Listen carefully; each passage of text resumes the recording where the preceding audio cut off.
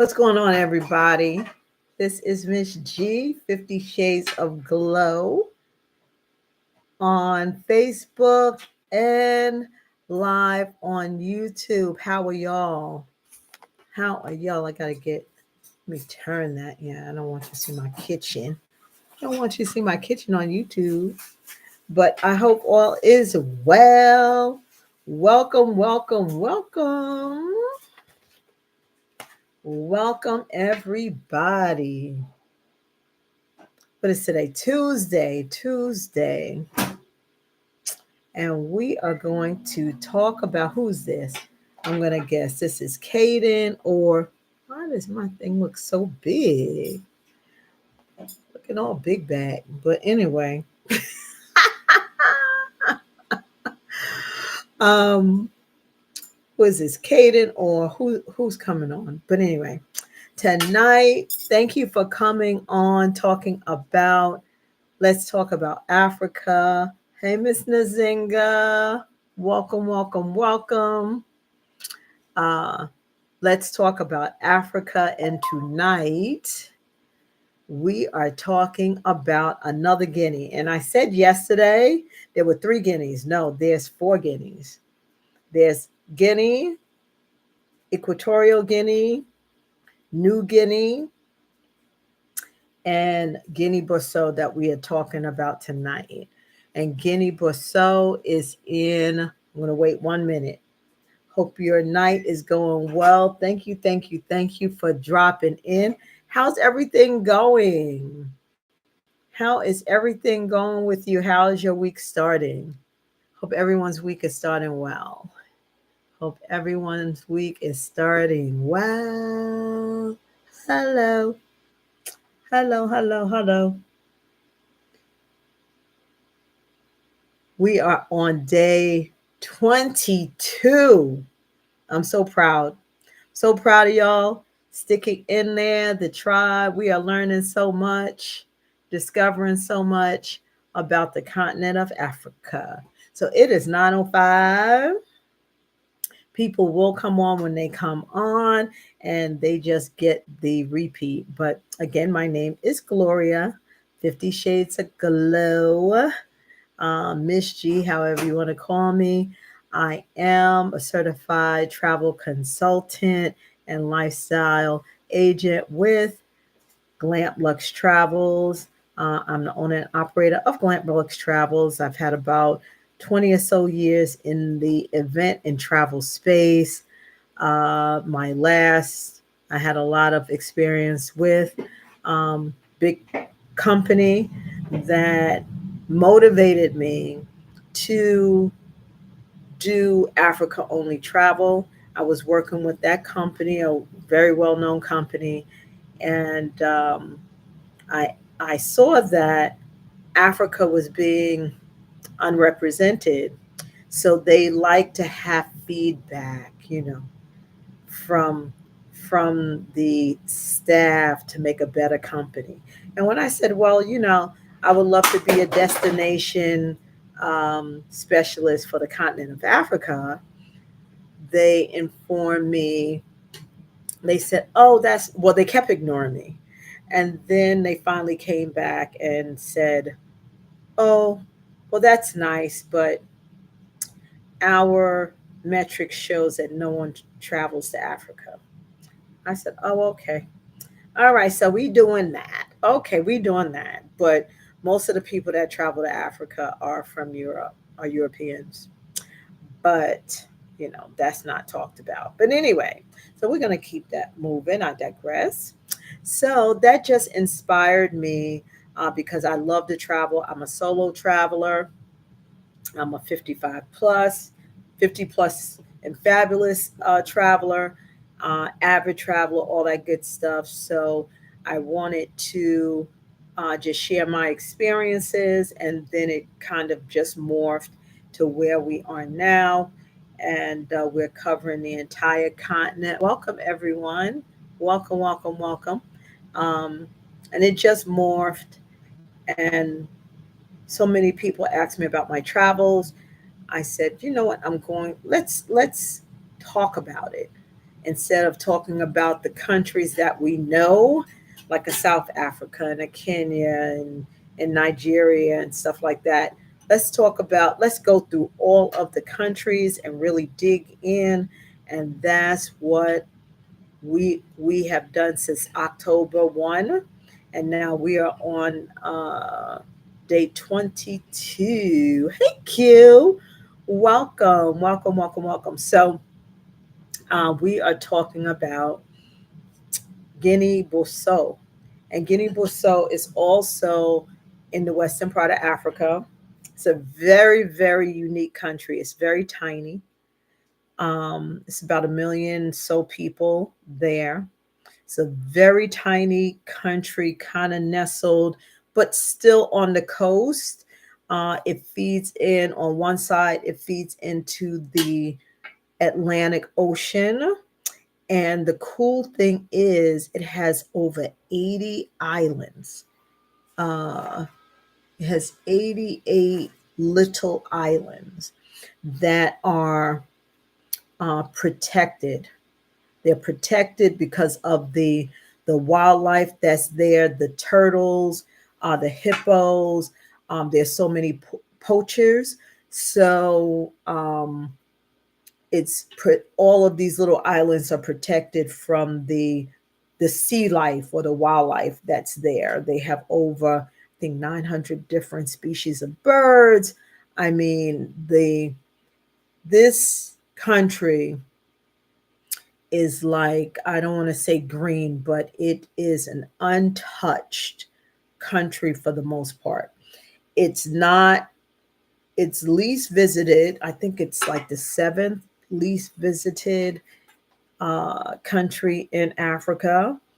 Um, but it has so much to offer. Like, it seems like people go there that know, and it's just like a chill place. So if to compare it here, so if you go into the deep south and like the deep south, and there's places like in Alabama, or like I think Q, you're from Mississippi, and we see the stuff that's on TV, but it's still nice, quaint.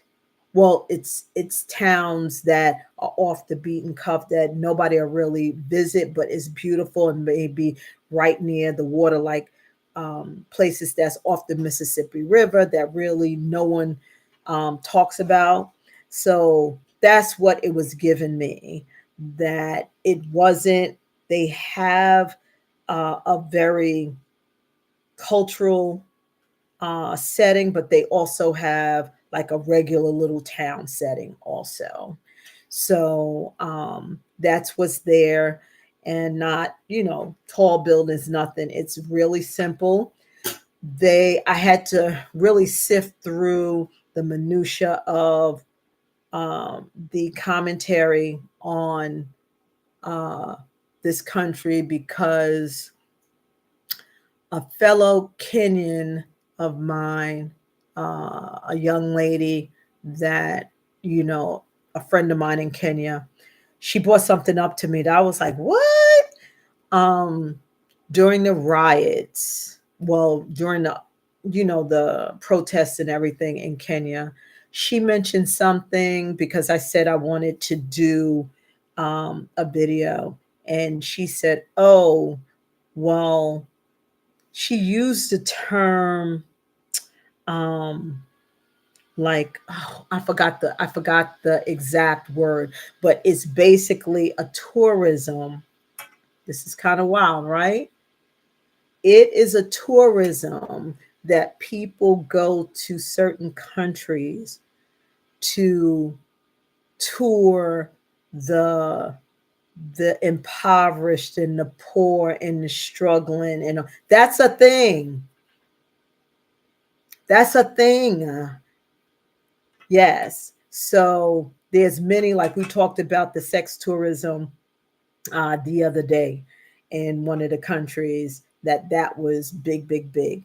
And the sex tourism, they say it's big in that country, but like I said, I've seen it on the coast. So it's it's probably, known there, but I've seen the same type of thing. So it's like sex tourism, then you have like a high-end tourism that we know, but it's a tourism that specializes in like going to see the poor and the downgraded and living in the huts, and like what the stereotype that we are taught, there's a tourism for that.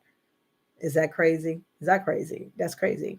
So with I had to kind of sift through that, because I'm very careful about listening to or getting my information from like news reports, because when I had did my research on one of the news reports, and they were like, yes, well, um, Guinea Bissau, is such a it's the poorest country in Africa with corruption, and the people are so poor and all.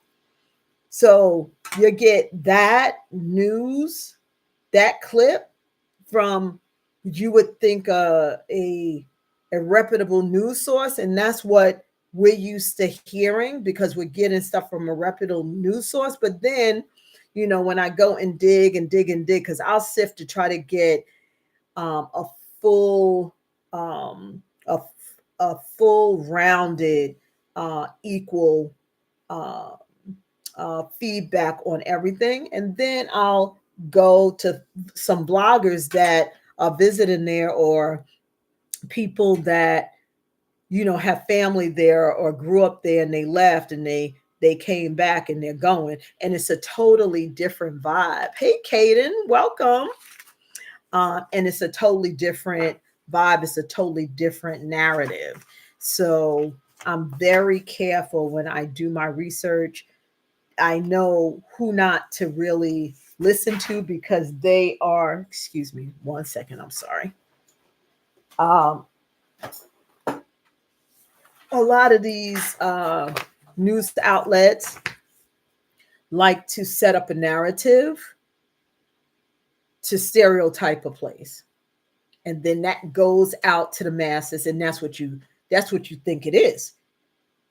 But then when you see like people that's traveling there to tell you the real deal, and it's like, oh my God. So why haven't I heard that before? So when I give you information, when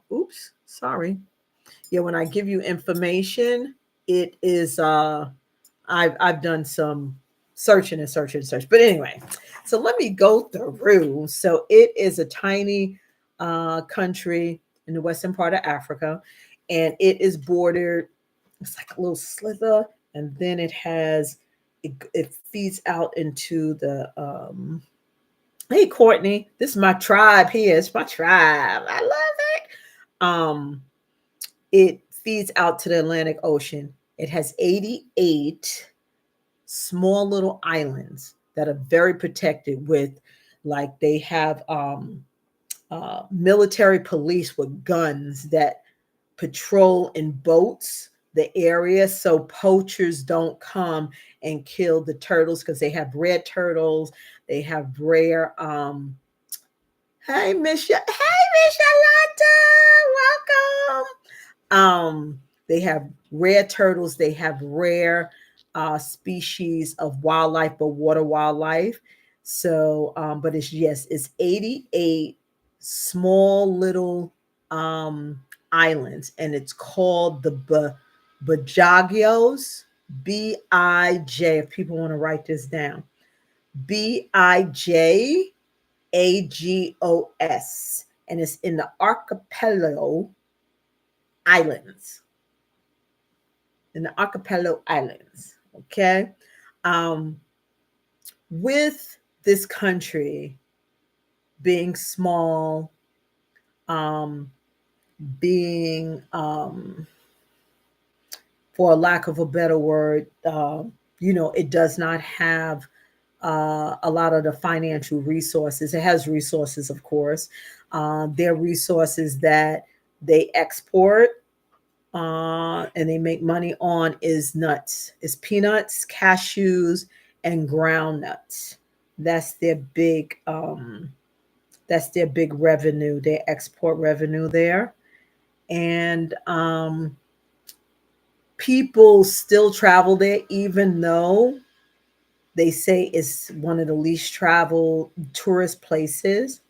But people still travel there that's into, they call this place like ecotourism.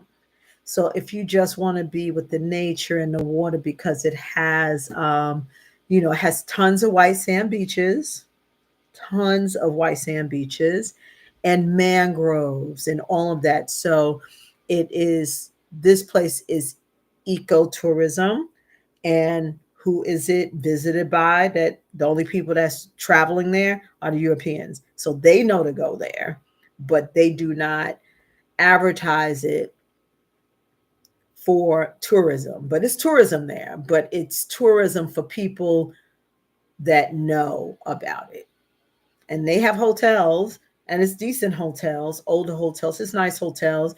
But if you want to be in paradise, this is one of the countries that, in my research, I've just kept hearing people describing it, local and visitors, that it's paradise. It's part of paradise because it's very, it's it's undeveloped for the most part, but it still looks like a little town. Okay, it looks like a little town. If you go into the deep south, it'll look just like that. But you have the part where they have their mud houses and stuff like that, that they're very traditional. But in like the the middle of town, it's regular buildings and everything like that. It's nothing fancy. They have a round square, and of course the president's house is this big mansion. They know how to build that. Okay. Every all the other houses are just regular houses that you'll see in any, if you see in the Caribbean, if you see in Haiti or whatsoever, it's the same type of look. Um, the so it's not how they make it seem that you would think that it's just like decrepit, and it's not. It's just simple. It's not developed, but it's an untouched paradise. If you are into, just going off the beaten path, and like your main um, means of transportation, get a bike, ride around. You're not going to really, you can get in a car to kind of get your bearings, but they suggest to just ride a bike all around. Like it's totally like chill, totally chill. You're at the beaches. You can pitch a tent on the beach, sleep on the beach. It's that type of vibe. That type of vibe. Um, what else? It is. I think I mentioned that it's a little under 2 million people that is under that's on that country, and it is a very, even though it's a small country, it's very rich and diverse culturally.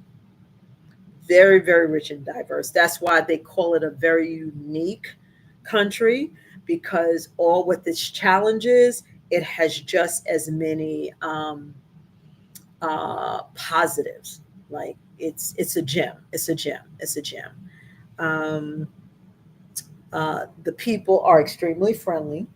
It's a very safe place because it is so untouched and innocent and everything like that. So a place that you want to just go off the beaten path is good, and it is situated. It borders Senegal and regular Guinea. It's right in there. Okay, it's right in there.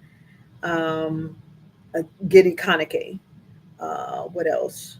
Yeah, they have 80 tropical islands, and on those islands, the people, because on the small islands, a lot of the islands are uh, inhabited by people, and they They are very self-sustaining because they don't have any electricity because it's little islands. They don't have any electricity. Their houses are mud houses. They eat off the land. They fish. No one, everyone's regular size, everybody thin, nobody fat. Nobody fat because they fish, they get their water, their food, their fish from fresh fish, and then they have, their trees. They climb up the trees and get their fruit off the trees, and they self-sustain, and they're very uh, practical and frugal about their self-sustaining lifestyle. But what's interesting to me, and as I said before, when you hear the media do a piece on these countries, they make it a certain way. Yes, well, this country, and it's so poor, and most of the people, are die of starvation. But I'm like, how do you die of starvation and your main one of your main money thing is, well, not money thing, but it's agriculture. So you're growing stuff. So how can you starve if you're growing stuff out the ground? Like, how can you starve? So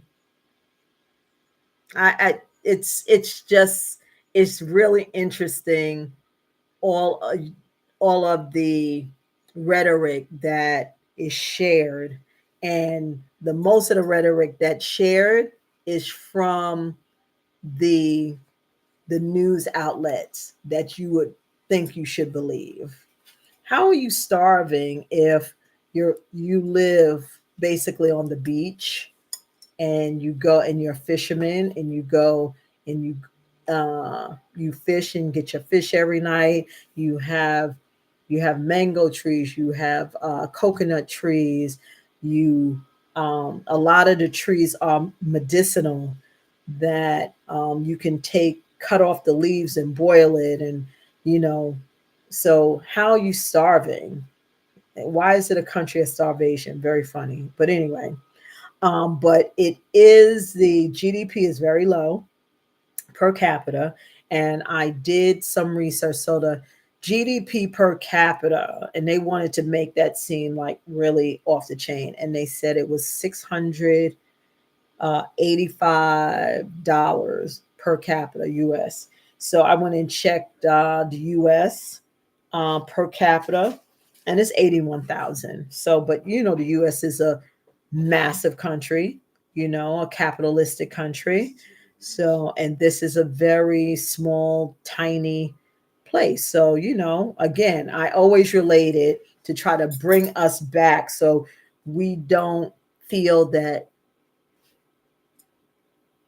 the places in Africa is just like, oh my God, we have places like this, the same type of thing, and the same um, per capita right here in the United States, down in the South, okay, where my parents grew up, like in the deep South. Is people still living without electricity, living in little, shotgun shacks, have pumps in the back. It's really no different, but they don't show that when they're showing the US, but they highlight that when they're showing Africa. Very interesting. Hey, Nisa Boo. So, um, yeah, so that was interesting. So yeah, so their GDP per capita is $685. Um, and ours is 81,000. But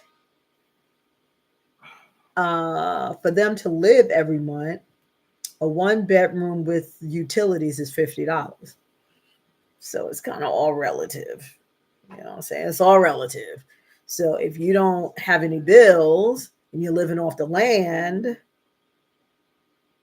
and you don't really have tourism or anything other than agriculture, that's the type of money that's going to be. But you're still living, you're still surviving, and the people are very nice, very happy. They still as I mentioned before, it's a very culturally rich country, in their practices, in their traditions, in their foods. Um, they were uh, uh, they started off, as most of the African countries started off, as African kingdoms. They had kings and queens, and then in the late 1500s, early 1600s, the Portuguese explorers came and took over, and and made and introduced them to Christianity, because they had their own religion, their own thing. They came over, took over, introduced them to Christianity and Portuguese language. So fast forward to today, the main their official language is still Portuguese. They do have other tribal languages that they speak. Um, a couple of the tribes that's there, that is common tribes that I've been seeing throughout West Africa, is the Fula and the Mandinka. Has anyone heard of any of those? The Mandinka. Put it in the chat if you've heard of the Fula tribe or the Mandinka, not the Mandingo, but the Mandinka tribe. That's big in West Africa. So those are like two of, like, there's over 20 different African tribes in that little country. The country, like most African countries, the population is very young. 50% of the population is under 18, and their projected age, uh, you know, lifespan is 53. So that's really, really young.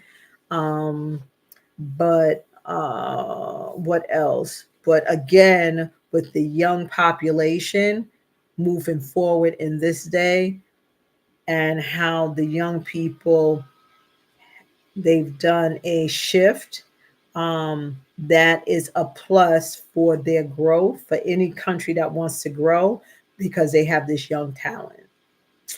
Let me see what else. I hope everyone is good. Thank y'all so much for coming on. And again, I don't know who wasn't on yesterday, but I made an announcement that I'm going to be doing a contest giveaway at the end. Whomever has come on at least 10 lives, they're going to get the travel guide, my travel guide 2025, Africa only. And then anyone that's come to, it'll be a drawing, 20 or more will get the whole bundle package, the Africa only travel guide, the budget travel guide, travel planner, and there's a couple other things I threw in there. But anyway, before I forget, because I'll forget that. Uh, couple of highlights when I was talking about how they're rich in culture. They're also, their food is all of that. Okay, so since they're on the Atlantic Ocean, they one of their big items are oysters. Oysters are very abundant. Why is life? Hold on. I'm not sure why the lifespan. I thought about that. I don't know why the lifespan is short there. I got to dig into that. I'm going to write that down. That is a great question. Why is the lifespan? Because usually folks live forever and ever and ever. But I was told, and I don't think that this is, I'll be speculating if I said that. They claim that it's a 3% HIV rate, but that's coming from the European tourists. but I'm speculating on that because I don't understand if they're living off the land, why their lifespan is only like 53. But I can check into that. And what I will do is like, why? Thank y'all so much. Since this is a series, is 53. Why is it 53? Okay. That's a great question, and I will answer that. I'm going to do some more deep diving into that. Um, Unfortunately, the country is, struggling financially, and it usually, you follow the money, and it's because the political structure is, continues to be unstable, and the distribution of wealth, and of course, corruption and all of that. That's what when you see countries that's struggling, somebody got some money, because all of the African countries make money, make a lot of money because they have so many just valuable resources. It's where the money ends up, is where the money ends up. So these poor, struggling countries, it's not that they're not getting the money. Even if they don't have tourism, they're getting money. They're getting money. But where the money is actually going is the factor of, how the regular people live. Let me see what else. Anybody have any questions so far? But that's a great question, and I'm going to have that for you tomorrow, Miss Courtney. So they have, oh yeah, so the seafood is all of that. So they have a variety of food. Oysters are totally abundant there, and they have foreign shrimps, and their food is very intense and spicy. Very intense and spicy. So it's some good eating. It is just hot. It's just hot. Um, they do have a festival, February, March, a big carnival, big festival that you should just check out. And the best time for you to go is November through May, because the wet season, and they have a very distinct wet and dry season. Very distinct. It doesn't in some countries it kind of blends, and it's kind of off and off, and okay, it's the rainy season, it's the dry season, but this will be a wet and dry season. So June through October, rainy season, rainy season, and then November through May for the rest of the year. It's a dry season. I don't know. And um,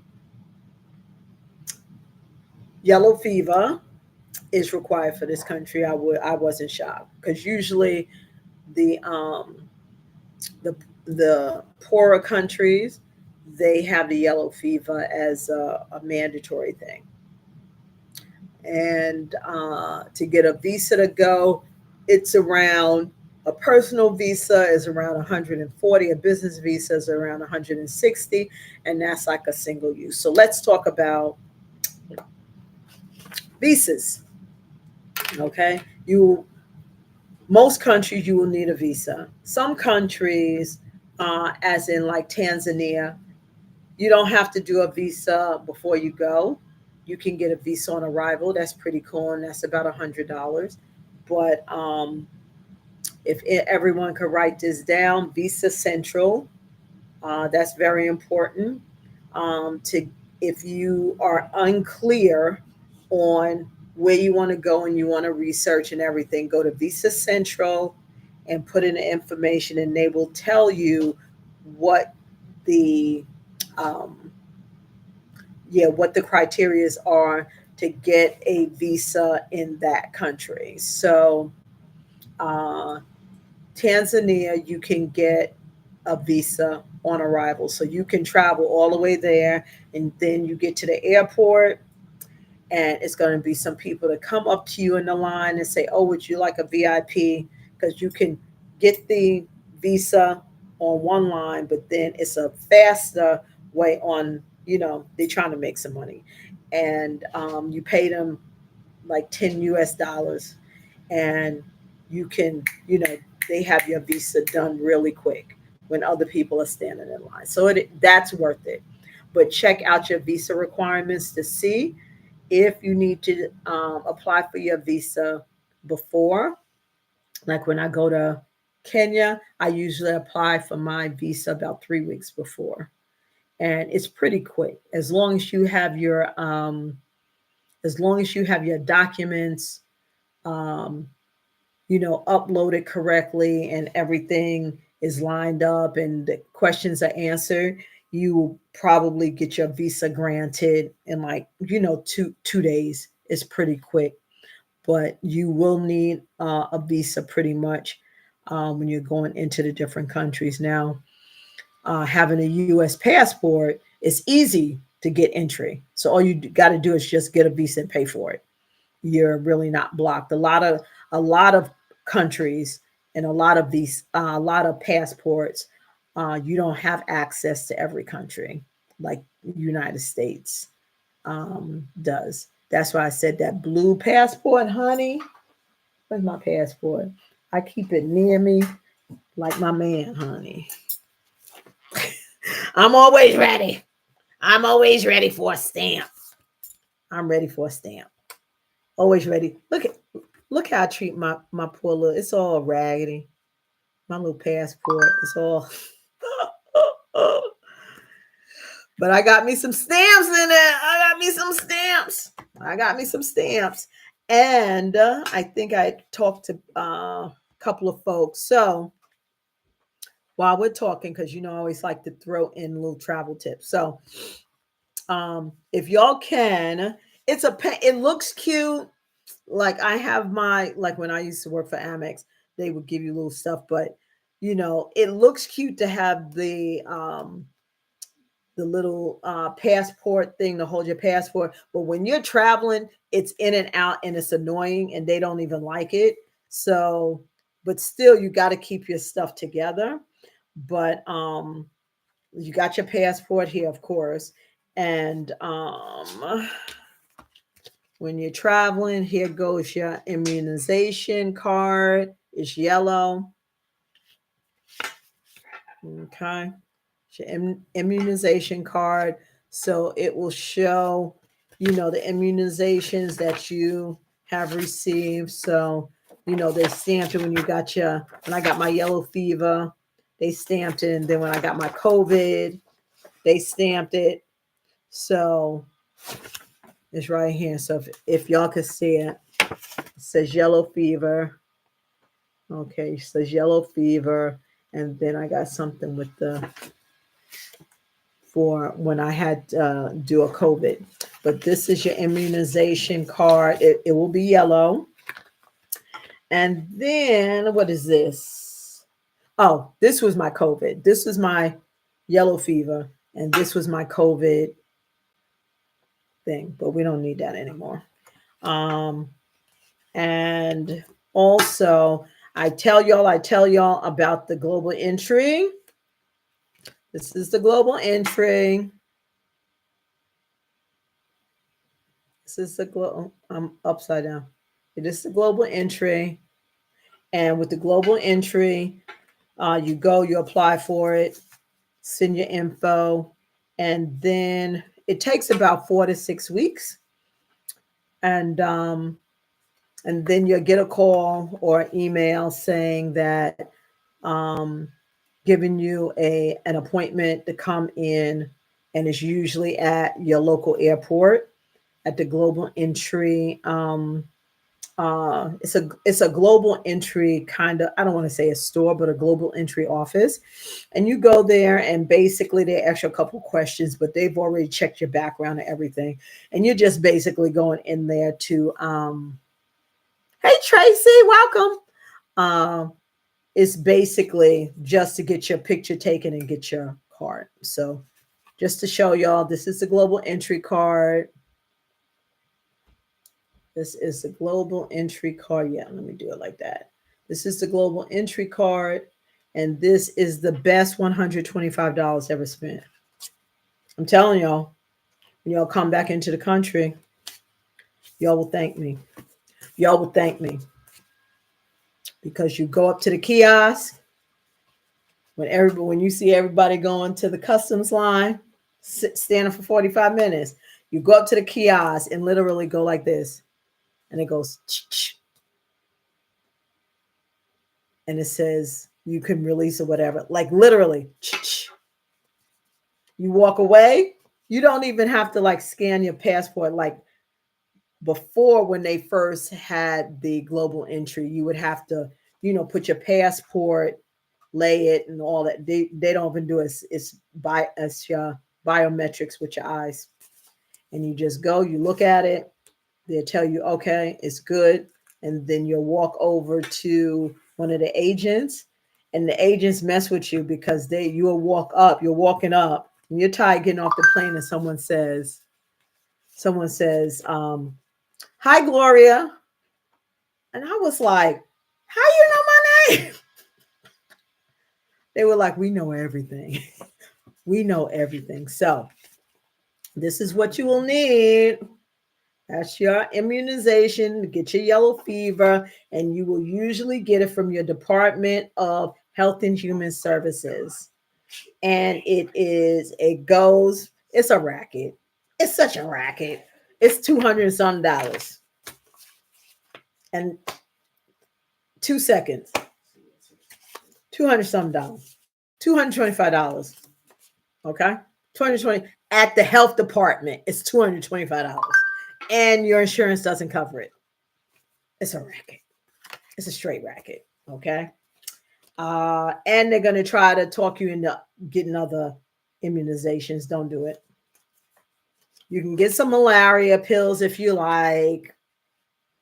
The only time I did, let me see, global entry. Yes. Thank you. Thank you for co-signing, Miss Yolanda. And is COVID proof required? Not anymore. Not anymore since the COVID has been lifted. Miss Courtney, not anymore. Not anymore. You don't need the COVID stuff. Let me see what else. And yeah, so with the global entry also, that also gives you the TSA pre-check privileges. So with TSA pre-check, you don't have to take off your shoes. You don't have to, do all of that disengaging.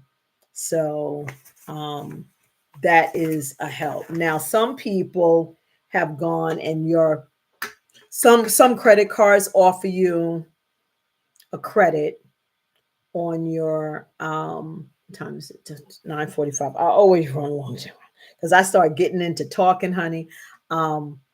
But some of your credit cards, if you have American Express, if you have like Chase Sapphire whatsoever, they give you, so check out all of your credit cards because they give you a credit up to like $189 to get your TSA pre-check. Can you get it at a medical clinic if you work in healthcare?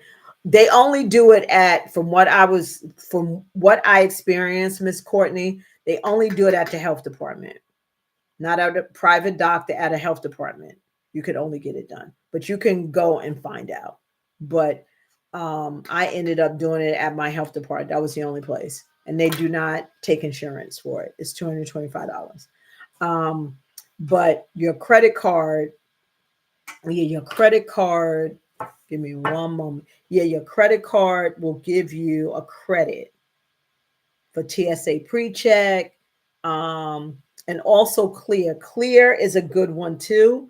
That doesn't help you too much on you coming back. And also Global Entry only functions as TSA on the US side. So do not get upset when you go to another country and you're going through security and you think that you're gonna, go fast. That the TSA pre-check only works in the United States. So I just want to give you a heads up about that. Let me see what else. Let me see what else. Dun, dun, dun, dun, dun. The and like I said, to live there, an average home and utilities comes to about is 413,000 franc, and that is like 0.00001 to about so that came to like $47. So it's about $50 for like a house. And most of the people, especially the people on the islands, the more indigenous people, they live on nothing. They live, they self-sustain. They self-sustain, and they look fine to me. They didn't look like they was dying from starvation. Just unbelievable. Unbelievable. But anybody else have any questions? So again, I wanted to just share. Thank y'all so much for coming. And I am doing the giveaway at the end. Really, probably three. We're going to do a drawing of people that's come on 10 lives, people that's come on 20 lives, and then the person that's come on the most lives. Going to give a gift to. Hey, Terrence, what's up? How are you? Thank you so much for coming on. So, what I found out today, we're at Guinea, and the next, I ironically enough would have been Kenya, and that's my place. Okay, I could tell you about Kenya without even researching it, honey. That's my spot. But I'm going through. There was a couple, and I don't know, when I pulled different lists, it missed a couple of countries. So I'm going to have to backtrack. So we're going to backtrack, and because we miss Cote d'Ivoire, we talked about the Republic of Congo, but it's a Congo, then it's a Coronos, and it's Chad. So it was 4 C countries that we missed. So we're going to go through that before we hit Kenya. Okay. So sorry about that. And anybody else have any questions? So we are probably going to talk about Chad tomorrow. That's what we're going to talk about, the country of Chad. So until, I want to thank all of y'all. And again, I appreciate y'all for coming on. Please like, share, turn on the notification bell if you are on YouTube. I go live on YouTube and Facebook at the same time. That's why you kind of see me going like this. The two platforms. And every night, 9 p.m. Eastern Standard Time, to talk about Africa. So please tell your friends. Please subscribe to my YouTube channel to help it grow, so we can all be educated on the continent of Africa. And as I mentioned all the time, if you need consultation, you're planning on going to the continent of Africa, I give services. I plan um, all all trips to the continent. That's what I concentrate on, and I would love to give you a complimentary consultation. So definitely DM me, visit my website at glampluxetravels, and and pre-order, put in a reservation for the African Travel Book 2025. Definitely get on the list for the pre-order, so when it comes out, you'll have yourself one. Until tomorrow, y'all take care. I appreciate y'all. This is Gloria, 50 Shades of Glow and Glamp Lux Travels. You take care. Bye.